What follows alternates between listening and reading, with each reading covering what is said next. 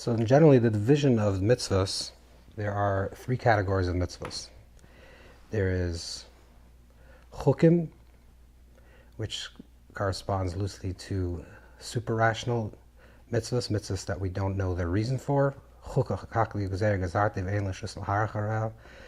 are mitzvos that is a decree, a divine decree. We do them because we are told to do them. This is one idea of mitzvos.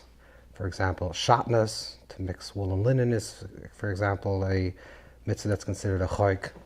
And the great choik of the Torah, the chuk of the Torah, the choik of the Torah, is the mitzvah of the paraduma, the red heifer, which is somewhat not explainable, not understandable. This is one definition of mitzvah. This is one category of mitzvahs. Another category of mitzvahs are edus, which are testimonies. Edus means we do a certain mitzvah to remember, to recall, to give testimony, to say witness of an event. For example, Shabbos is an edus for creation. Zeichel L'Maaseh Bereishis, Zeichel L'Tzias Mitzrayim. It gives testimony to the creation story. It gives testimony to the story of the Exodus from Egypt. So the idea of another form of mitzvah is an edus. The third form of mitzvahs is Mishpatim. Mishpatim is mitzvahs that actually are rational, ethical. For example, not to steal, not to kill, not to lie. These are basic mitzvahs that are between man, and rational mitzvahs for every civilized person. Every civilized person understands the rationale of the mitzvah. These are the basic divisions of edus, chukim, mishpatim. Super rational mitzvahs, mitzvahs that don't have a reason, mitzvahs that are given to give testimony, and mitzvahs that are rational. With regards to mishpatim, which is the form of mitzvahs which is ethical, interpersonal between man and man, our sages tell us, and the Rambam quotes this in Shemona Prakim, that the idea is that a person should say efshi, which means I cannot do this. Not that I would like to steal, and I would like to lie and like to cheat, but what should I do because there's a mitzvah I'm commanded that I shouldn't. But efshi, a person should say that this is something that's repugnant, something that's repulsive. I cannot do this type of action. This is the basic division of the mitzvahs of edus, chukim, mishpatim. But the truth is, this is already brought down in the early Rishonim. Rav Saadia Gaon brings this down, that every mitzvah really has an element of choik and an element of mishpat. So even though the mitzvahs are very clearly divided between the mitzvahs that are rational and the mitzvahs that are ritual and suprarational, in the mitzvahs themselves, there's elements of choik in the mishpat, there's elements of suprarationality within the rational and ethical, and there's also reasons within the choik. There's also reasons that we can understand in the choik. So the division is almost absolute. Here's a choik and here's a mishpat. And like the Rambam in Hilchos Me'ilah describes it, that the mishpat is something that we can understand and makes sense to us, in contrast to the choik that we don't understand. But Rav Saadia Gaon, for example, writes that every mitzvah has an element of choik in it and has an element of mishpat in it. It has an element of suprarationality or of ritual, something that connects us to Hashem. Because this is the will of the Creator. And every mishpat has a level of mishpat. Every choik has a level of mishpat, which is some type of understanding. So we find that people throughout the history try to understand the chukim, try to make sense of the chukim, try to give some type of rationale. Even the choik of the paraduma, the red heifer, Rashi brings down a reason also. Rashi says, Ramesh Hadarshan, that one of the reasons for that the paraduma, this red heifer, brings atonement for someone that becomes impure, because the whole idea of impurity comes from the egel, from the golden calf. So let the mother, which is the mother of the calf, come and bring atonement for the calf. So there's some type of rationale. So what does Rav Saadia Gaon say? So he says, for example, let's say mishpatim, like civil laws, which says that you're not allowed to steal. And if a person steals, so according to Torah law, and the person wants to atone and regrets it and feels bad and wants to return. So it's not just enough that a person returns the object that was stolen. So let's say a person steals $100 from another person.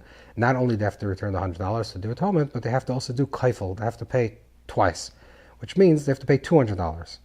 Because this person, let's say person number one stole from person number two $100. So not only does number one have to return the $100 to person number two, but he also has to give him $200 because he really wanted to take away from person number two $100. So not only does he have to return his loss, but he has to give him what he wanted the other person to lose. Okay, so that's somewhat rationale that you have to give twice.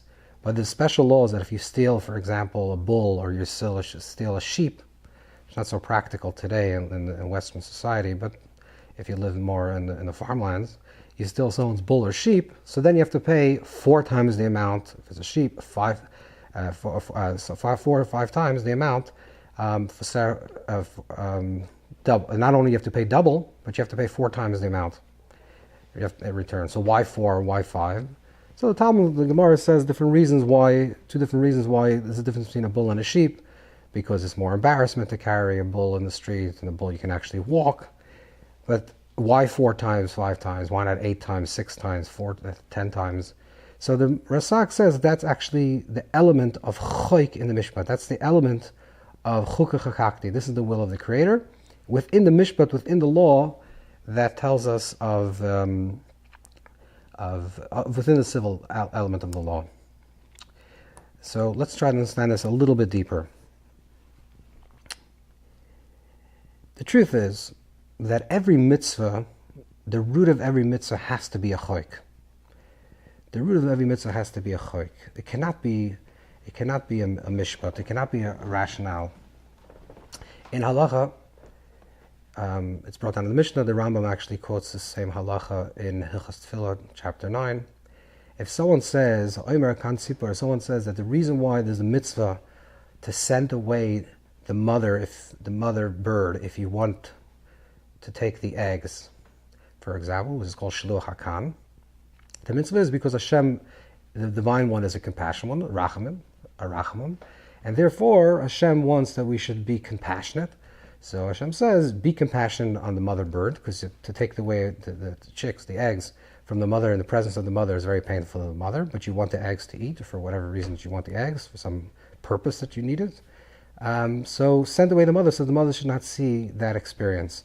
So it means that we're trying to cultivate an element of compassion. If someone says that, then you have to silence this person, because you're saying that the Creator's, the mitzvahs of the Creator is rachum ve'ena ala chukim etzavui ve'ena ala gzeres. We're saying that these mitzvahs are rational, and it's because Hashem is compassionate.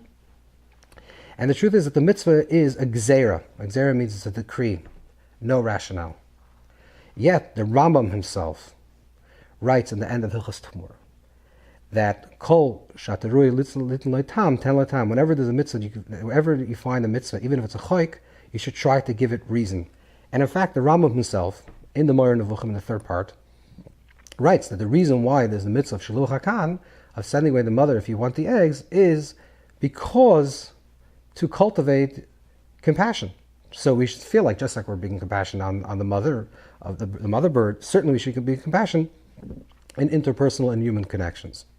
So it is about compassion, and yet the Rambam writes that Ein El Gzeres is only decrees, that the mitzvah is a decree and not for the element of compassion. So let's understand what this really means. It's like this. The construct of compassion, the entire idea that there is compassion in this world, is already a structure that exists within creation. That means that there is already a human being, and there is the element of rachamim in this world, compassion. And Hashem wants that we should be compassionate, so therefore Hashem tells us the mitzvah to be compassionate on the mother bird, so therefore we should learn to be compassionate. If we say that, we're actually saying that the world, creation, precedes the mitzvah. In other words, there is the creation of the world. In this created world is the element of compassion. And because there's an element of compassion, so therefore Hashem says, do this mitzvah so you'll cultivate and enhance your compassion between people, or even between us and animals. So the idea is that there's first a creation, and then from the creation the mitzvah arises, which suggests that creation precedes the mitzvah. That's the only way to understand a reason. It means there's an inherent system within creation, and the mitzvah comes to complement that and to make sure that that element within creation is cultivated correctly. But the truth is that Torah is kadmon l'olam. The Torah precedes creation. If the Torah precedes creation, which means that before the world was created, before the world of rachamim, before the world of compassion was created, there was already a mitzvah. So we cannot say that the mitzvah is because of the reason of compassion. In other words, let's say this quite simply. The reason, when we say that there's a choik, that the mitzvah is suprarational, it doesn't mean it's so deep. It's so deep and so complex, this infinite wisdom of what this mitzvah is, so therefore the finite being cannot understand what this mitzvah is. That's on one level, and it's a more simplistic understanding of what a choik means. And that is correct. But it's actually much deeper than that. The reason we can't understand what a choik, what a mitzvah is, because mitzvahs precede creation. It doesn't arise from creation. Torah is kadmon l'olam. Torah comes before creation. So therefore, there's a concept already.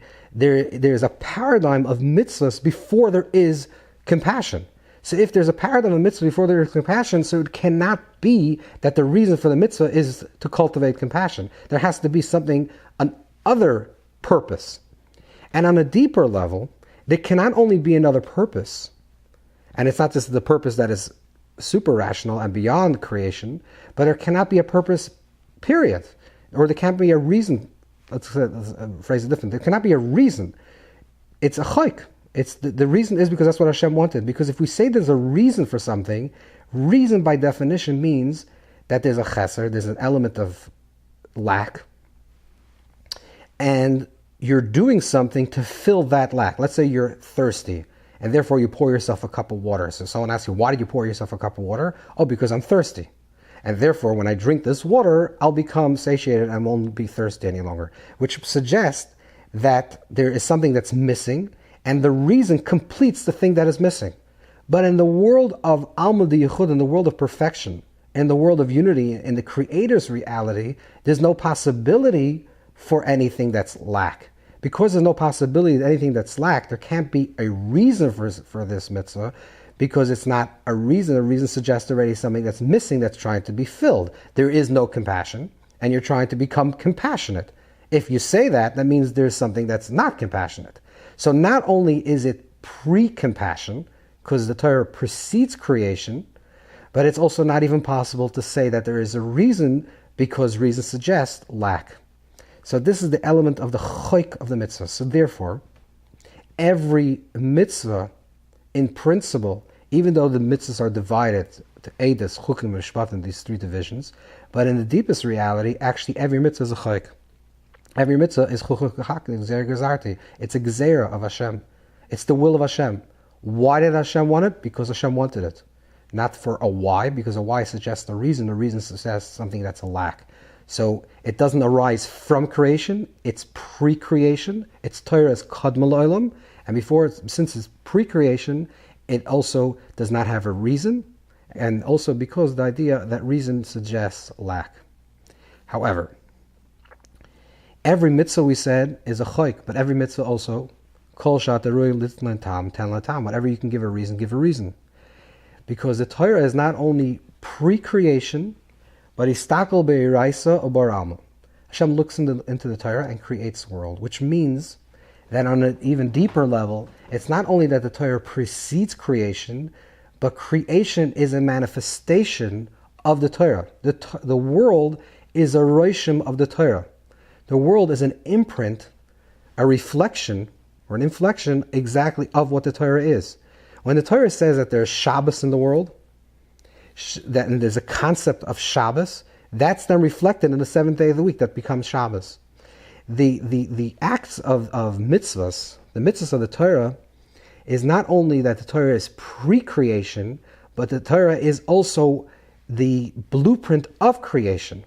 So the deepest level of the yichud, of the unity between creation and Torah, is that the Torah is the world is a complete perfect reflection of the Torah. Now, the world as we know it is not that way.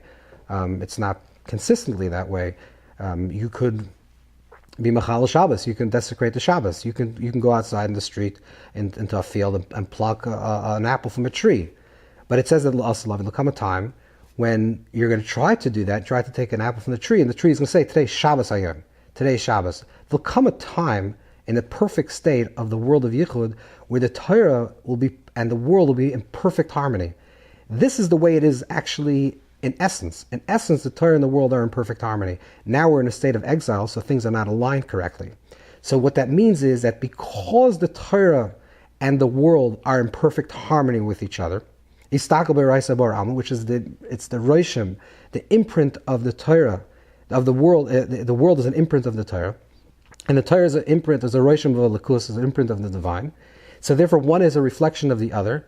So in that way, every single mitzvah also has mishpat. Every single mitzvah has a rationale. Because the world is the world of rationale, because the world is the world of reason, suggesting an emptiness that has to be filled, something that's lacking and something that's missing, and then it becomes something that's chesed, and then becomes malad, and becomes full. So in the world that we understand is the world of rationale, where 1 + 2 equals, where 1 and 1 equals 2, which means that we live in the world of the rational. So therefore, every mitzvah actually also has a rationale to it. So this is the two elements of the mitzvahs. Every mitzvah both is a total and complete chayk, because it's from the element of the Torah that precedes creation. It doesn't arise from creation, but it comes because of the creation comes because of the Torah. And then at the higher level, because the Torah and the world are consistent and in total harmony with each other, Hashem looked into the Torah and created the world. Therefore, it's completely rational. Every single mitzvah is completely rational and completely understandable to the human, which means that the doing of a mitzvah, a person practicing the mitzvahs, is not doing something that's against their nature. They're doing something that's exactly their nature. When a person keeps Shabbos, when a person puts on tefillin, when a person lights Shabbos candles, when someone does a mitzvah, they're not doing something that is outside of their nature. They're really allowing their full nature to be, the full nature of who they are as an individual, to be connected to the Roshim of the Torah, which is the Roshim of Elikus. And that's the higher level of mitzvahs.